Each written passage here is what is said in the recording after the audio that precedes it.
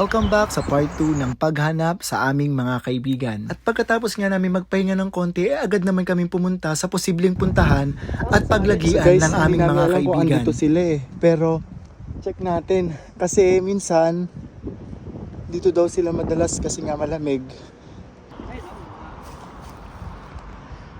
So guys, so yun nga si Jonald, sinisilip na niya yung baka sakali.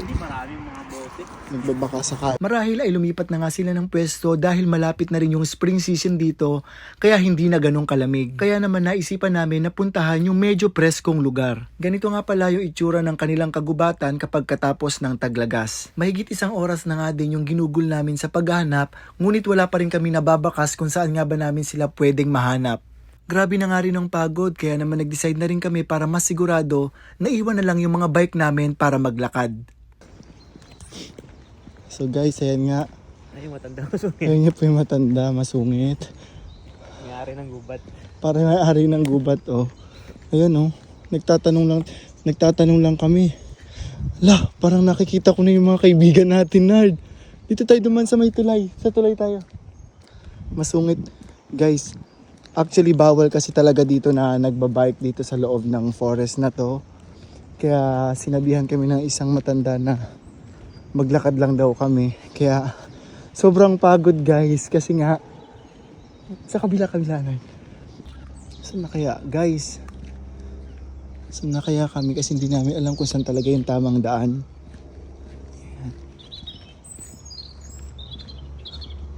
Kakaiba yung huni ng mga ibon, no?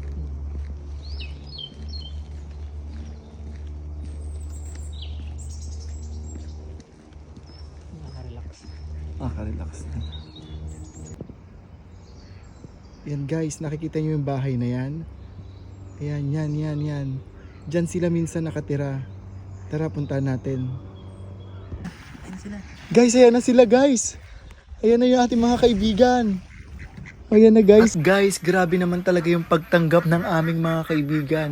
Malayo pa lang kami, talagang sinalubong na nila kami. Syempre, bukod sa alam nila may mga dala-dala kaming pagkain at pasalubong, talaga namang sigurong na-miss nila kami, kaya namang gano'n na lang yung reaksyon nila nung kami makita. Halata namang walang paglagyan ang kanilang kaligayahan. At dahil mahaba-haba na nga rin ang oras na aming ginugol sa pagganap sa kanila, kailangan na rin naming bumalik ng barko. At nangako nga ako sa kanila na babalik ako kapag gumanda sa susunod ang panahon. Hanggang dito na lang, paalam!